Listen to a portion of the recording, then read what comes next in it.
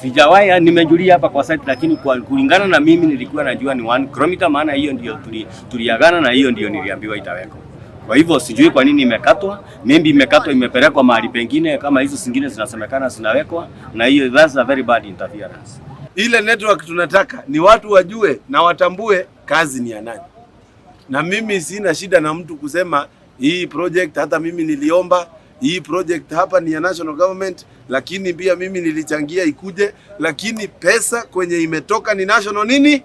Leo hii tumeleta contractor yule atafanyia kazi ya CBD 17 kilometers. Kazi yenyewe itakuwa kusafisha mitaro, cleaning of drains, pothole patching, ndio mkiendesha bonda mnaenda mzuri.